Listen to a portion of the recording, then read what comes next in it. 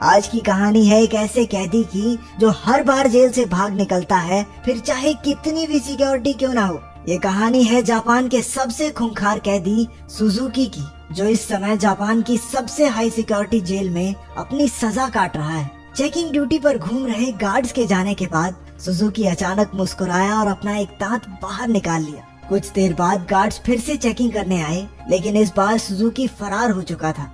उन्हें वहाँ किसी के मौजूद होने का शक हुआ, लेकिन सुजुकी भी कोई कच्चा खिलाड़ी नहीं था। वो बिना आवाज किए रोशनी से बचता हुआ इधर से उधर छुपता रहा। जब गार्ड्स ने आइसोलेशन सेल की दोबारा चेकिंग की तो वो समझ गए कि सुजुकी भाग चुका है। उन्होंने तुरंत बाकी के गार्ड्स को बुलाया और देखते ही देखते वहाँ भीड़ इकट्ठा हो गई। जब सुजुकी छत से भाग रहा था तो जोर जोर से जेल के सायरन बजने लगे। अचानक जोरदार बारिश शुरू हो गई और हमें पीछे की कहानी दिखाई जाती है।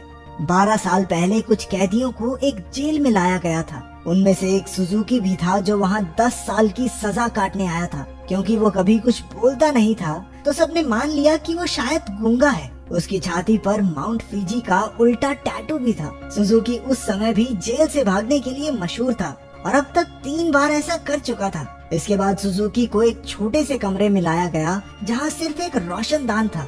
उसने रोशनदान को ध्यान से देखा। उसके दिमाग में जरूर कुछ चल रहा था। बाहर गार्ड ने जेल के वार्डन मिस्टर कानीमुरा से कहा कि सुजुकी इस बार तो हरगिज नहीं भाग पाएगा, लेकिन जैसे ही उसने शीशे से देखा सुजुकी तो पहले ही गायब हो चुका था। वार्डन ने पूरे शहर को घेरने के ऑर्डर्स दिए ताकि सुजुकी किसी भी हालत में बच ना पाए, लेकिन गार्ड्स ने तो उसे 20 ही मिनट में पकड़ लिया। पता नहीं क्यों पर सुजुकी ट्रेन की पटरी पर सीधा भागता जा रहा था। इसके बाद उसे फिर से उसी कमरे में कैद कर दिया गया, लेकिन इस बार उसके हाथों में हथकड़ियां थी। जब एक गार्ड ने अंदर झांक कर देखा तो सुजुकी मुंह पर चादर ओढ़े सो रहा था। गुस्से में उसने सुजुकी को चादर हटाने को कहा क्योंकि वो कोई चांस नहीं लेना चाहते, लेकिन जब बार बार कहने पर भी उसने चादर नहीं हटाई तो गार्ड्स ने मिलकर उसकी बुरी तरह पिटाई की। अगली सुबह वार्डन ने सुजुकी के सारे पुराने रिकॉर्ड्स निकाले। ध्यान से पढ़ने पर उसे पता चला कि जब भी सुजुकी जेल से भागता है तो हर बार वो ट्रेन की पटरी पर ही पकड़ा जाता है। रात को वार्डन गार्ड्स के साथ चेकिंग पर निकला। वो सुजुकी के सेल में पहुंचकर हैरान रह गए क्योंकि उसने किसी तरह अपनी हथकड़ियां खोल दी थी। गुस्से में गार्ड्स ने उसे मारते हुए पूछा, कैसे खोली हथकड़ियां? हाँ, कैसे खोली हथकड़ियां? लेकिन हमेशा की तरह सुजुकी चुप रहा। एक बार फिर से उसकी जमकर धुलाई हुई। एक दिन सुजुकी एक छोटी सी तार से खेल रहा था जिसे किसी तरह छुपाकर वो जेल के अंदर ले आया था। सवाल ये उठता है कि वो इस तार को अंदर लाया कैसे? मुंह में छुपा के? ना, गू में छुपा के। इसी तार की मदद से वो अपनी हथकड़ियां खोलता था। कुछ दिन बाद वार्डन एक हफ्ते की छुट्टी पर अपने घर चला गया। अब सुजुकी के पास भागने का बहुत अच्छा मौका था। उसने अपनी तार निकाली और ताला खोलने की कोशिश की। जल्द ही वहाँ एक गार्ड चेकिंग के लिए आ गया। उसने झांक कर देखा कि सुजुकी फिर से अपना मुंह ढककर सो रहा था, लेकिन इस बार गार्ड बिना कुछ कहे चला गया। लेकिन असलियत तो ये थी कि सुजुकी अंदर था ही नहीं। वो तो छिपकली बनकर छत से चिपका बैठा था। वो जेल से भागने के लिए सही मौके के इंतजार में था। गार्ड के जाने के बाद वो धीरे धीरे ऊपर तक पहुंच गया। उसने छत की एक खोखली जगह पर मुक्का मारा और वहाँ से भाग निकला। जब गार्ड्स को पता चला तो उन्होंने तुरंत सायरन बजा दिया। वार्डन को भी खबर पहुंचा दी गई और वो तुरंत जेल के लिए निकल गया। अगली सुबह पुलिस वाले सुजुकी को पकड़ने का प्लान बना रहे थे। तभी वार्डन भी वहां पहुंच गया। उसने कहा कि सारे प्लान छोड़कर सिर्फ एक टीम पास की ट्रेन की पटरियों पर भेज दो। ऑफिसर्स को भी लगा, अरे बूढ़ा हो गया वार्डन, दिमाग सठिया गया इसका। अरे वो पागल थोड़ी है, हर बार सेम जगह जाएगा।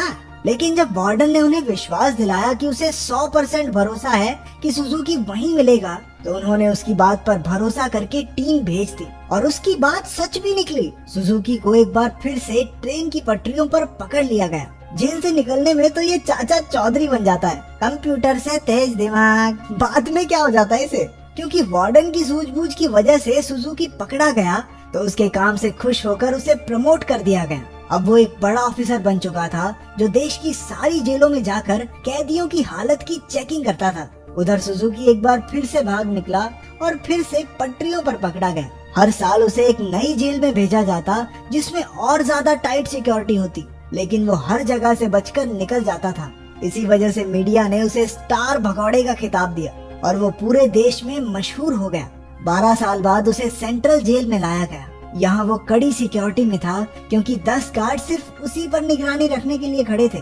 उसका कमरा भी पूरी तरह सीमेंट से बना था और दरवाजे पर कई ताले थे। ये वही आइसोलेशन सेल है जो हमने कहानी की शुरुआत में देखा था। गार्ड्स के जाने के बाद सुजुकी ने चारों ओर नजर दौड़ाई। वो एक बार फिर से भागने की तैयारी में था। एक गार्ड ने खाना लाकर उसके सेल में रखा, लेकिन उसके जाने से पहले ही सुजुकी ने उसे पकड़कर हथकड़ी लगा दी। गार्ड ने तुरंत सीटी बजा दी, जिससे कई और गार्ड्स वहां आ पहुंचे। उन्होंने मार मार कर उसकी बुरी हालत कर दी। होश आने पर सुजुकी ने दरवाजे से गार्ड्स को जाते देखा। उसके चेहरे से खून टपक कर लोहे की सलाखों पर गिर रहा था। अगली सुबह गार्ड्स ने उसकी हथकड़ियों पर कुछ और पेच कस दिए ताकि इस बार वो उन्हें खोल ना पाए। जाने से पहले वो एक बार फिर से उसके शरीर की थोड़ी मेंटेनेंस करके गए। इसी तरह सुजुकी के दिन बीत रहे थे। वो जानबूझकर गार्ड से पंगे लेता, वो उसे मारते और फिर वो अपना खून लोहे की सलाखों पर टपकाता। एक दिन गार्ड्स ने उसे इतना मारा कि उसका दांत टूटकर गिर गया, लेकिन सुजुकी ने उसे उठा लिया और उसे देखकर अजीब तरीके से मुस्कुराने लगा। ऐसा लग रहा था जैसे ये सब उसके प्लान का ही हिस्सा है। इसके बाद सुजुकी दीवार पर अपने दांत से कुछ बनाने लगा। कुछ हफ्तों बाद सुजुकी ने एक और गार्ड पर हमला कर दिया। इस बार उसे सबसे खतरनाक सजा दी गई। उन्होंने उसे एक लंबी जंजीर से बांधकर ऊपर लटका दिया। 1 साल बीत गया और सुजुकी अभी भी सजा काट रहा था। उसकी हालत बहुत बुरी हो चुकी थी। शरीर सड़ने लगा था और उसके घावों पर कीड़े पड़ चुके थे। आखिरकार उस शाम गार्ड्स ने आकर उसकी जंजीरें खोल दी। पूरे 1 साल बाद उसे चैन की सांस आई थी। उधर पुराना वार्डन मिस्टर कानेमुरा वहाँ की जांच करने पहुँचा। उसने आइसोलेशन सेल में जाकर देखा कि सुजुकी की हालत बहुत खराब थी, लेकिन वो उसे नजरअंदाज करके वहाँ से चला गया। इसके बाद वही रात आई जहाँ से कहानी की शुरुआत हुई थी। जब बाहर बिजली कड़कने लगी तो सुजुकी ने अपने प्लान को अंजाम दिया। उसने अपना दांत निकाला और हथकड़ियों के पेंच खोलने लगा। असल में सुजुकी दीवार पर दांत से कुछ बनाता नहीं था, बल्कि वो तो उसे घिस घिस कर तीखा कर रहा था ताकि उसके इस्तेमाल से पेंच खोल सके। हथकड़ियों से आजाद होकर उसने दरवाजे पर जाकर लोहे की सलाखों को धक्का देना शुरू किया। लगातार खून टपकने की वजह से सलाखों पर जंग लग चुका था। कुछ ही पलों में सलाखें टूट गई और सुजुकी जेल से फरार हो गया। इसके बाद सुजुकी के जन्म की कहानी बताई गई। उसके पैदा होते ही उसकी माँ की मौत हो गई थी और उसका बाप जेल में सड़ रहा था। इसी वजह से वो अपने रिश्तेदारों के घर पला।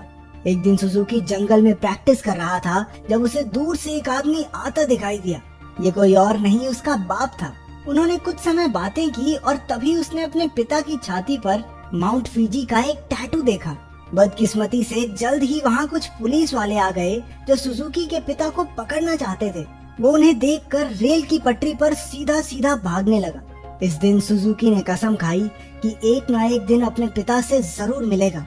वर्तमान समय में सुजुकी फरार होकर एक बार फिर से पटरियों पर दौड़ रहा था।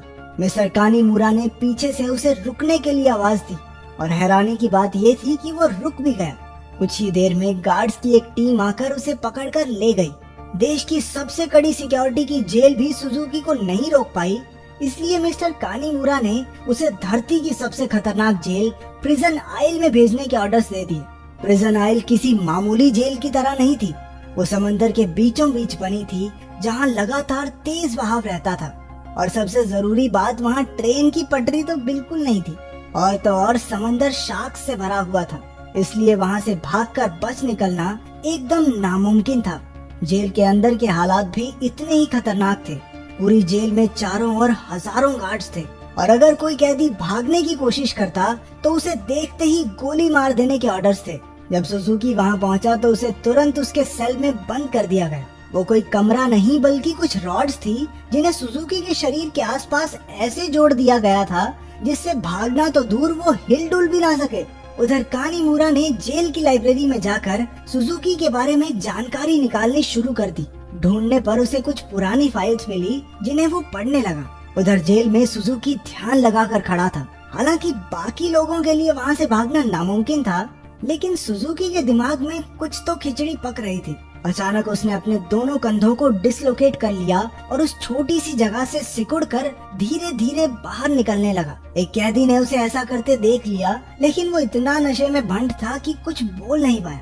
उधर कानीमुरा अभी भी अपनी रिसर्च कर रहा था कि जेल के सायरन बजने लगे। हालांकि परेशान होने की बजाय जेल का वार्डन खुश हो गया। क्योंकि वहाँ से बचकर निकलने का कोई रास्ता था ही नहीं। ऊपर से आज सारे गार्ड्स को एक कैदी को गोली मारने का मौका मिलेगा। मिस्टर कानीमुरा ने उसे समझाने की कोशिश की कि सुजुकी कोई आम कैदी नहीं है, लेकिन वार्डन ने उसकी बात को नजरअंदाज कर दिया। अगली सुबह कई गार्ड्स को बंदूकें देकर पूरे आइलैंड में फैला दिया गया। वार्डन अपने आदमियों को कुछ समझा रहा था कि वहाँ मिस्टर कानीमुरा आ गया। उसने वार्डन को बताया कि सुजुकी असल में अपने बाप को ढूंढने आया है जो इसी आइलैंड पर कैद है। ये सुनकर सब हक्के बक्के रह गए और तभी सुजुकी की असलियत का खुलासा हुआ। असल में अब तक जो भी हुआ वो सब सुजुकी के प्लान का एक हिस्सा था। वो बार बार जेल से भागकर जानबूझकर पकड़ा जाता था ताकि आखिरकार प्रिजन आइल तक पहुंच सके। उसका असली मकसद था अपने पिता को आजाद करवाना। आखिरकार सुजुकी अपने पिता से मिला और एक दूसरे को इतने साल बाद देखकर दोनों खूब रोए। बदकिस्मती से मिस्टर कानीमुरा वार्डन और बाकी के गार्ड्स के साथ वहीं आ रहा था, लेकिन उनके पहुंचने से पहले ही सुजुकी उस बूढ़े आदमी के साथ गायब हो गया। सुजुकी अपने पिता को आइलैंड के छोर तक ले आया। उसने पहले से ही वहाँ एक पैराग्लाइडर तैयार कर रखा था। दोनों पैराग्लाइडर पर चढ़े और दूर उड़ गए। दूसरी ओर मिस्टर कानीमुरा ने एक बूढ़े आदमी से बात करने की कोशिश की जो सुजुकी के पिता के साथ ही कैद था। तभी उसने माउंट फिजी का एक टैटू उस आदमी की छाती पर देखा, जिसका सीधा मतलब ये था कि इतने सालों की कड़ी मेहनत के बाद भी सुजुकी गलत आदमी को लेकर भाग गया। अब इससे बुरी किस्मत तो किसी की नहीं हो सकती।